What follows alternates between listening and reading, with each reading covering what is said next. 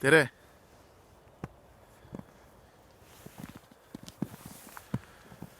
Sooviks täna rääkida sinule natuke enda minevikust ja enda suhtest või enda vanemate vahelisest suhtest omavahel.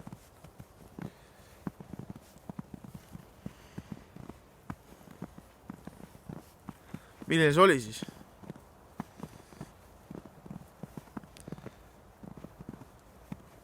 Minu jaoks oli see väga raske ja traumeeriv ja jättis küllaltki sügava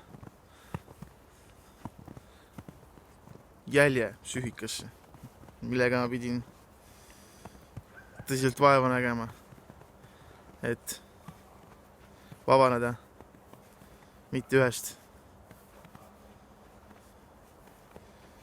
kompleksist ja veel paljust muust. Ma ei hakka praegu sellest rääkima. Sellest räägime järgmistes lugudes. Või ma räägin sulle järgmistes lugudes.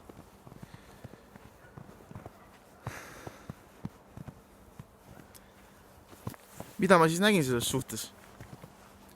Nägin palju kaklust, palju viha, palju alandamist.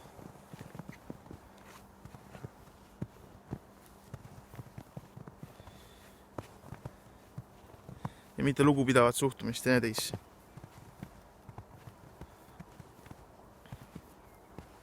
Jah, võib öelda, et ka nemad tulevad ju mingisugustest perekondadest, kus kohas on oma lugu rääkida ja neil on ka oma lugu rääkida.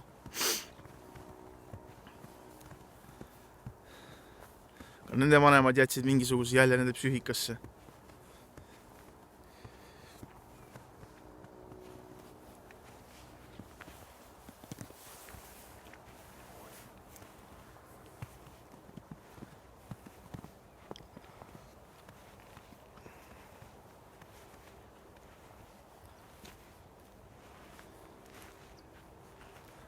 Lastevanemate omavaheline suhe on väga oluline lapse jaoks.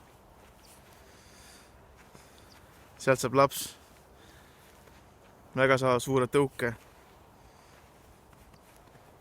enda nii-öelda siis tuleviku jaoks, elu jaoks, mis on tulemas.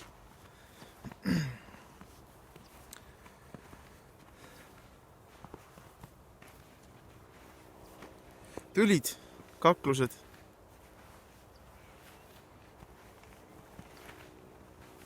Üldjuhul oli see siis, kaklust ei saa nimetada. Kuna ühe poole jõud käis kõvasti üle, teisest poolest. Ja pigem oli seal nagu siis löömine.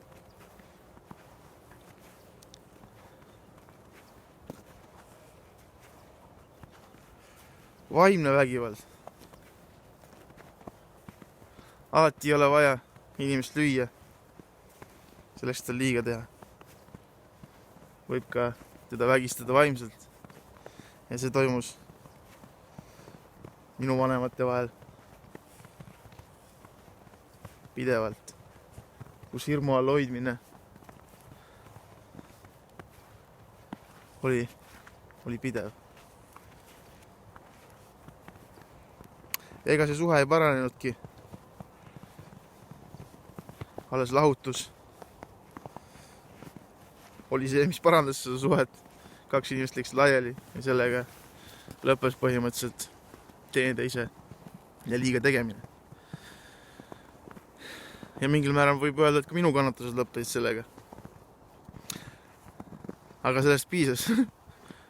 Jälg oli jäetud korralik.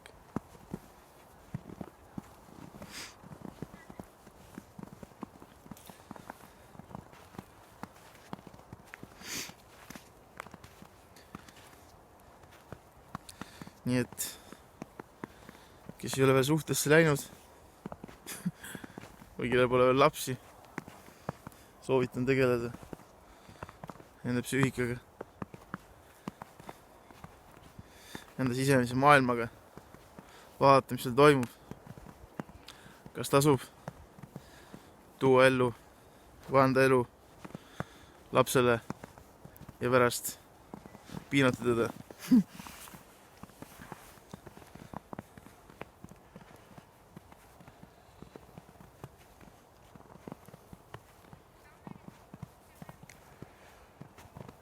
Ja on palju asju veel, millest saaks rääkida, et millest kujuneb siis niisugune suhtumine teineteisse, kus kohast see tuleb, mis selle taga seisab. Aga selle võtame läbi järgmistes lugudes.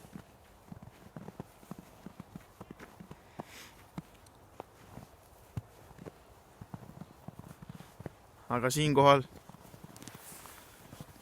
lõpetaks ja järgmise korrani.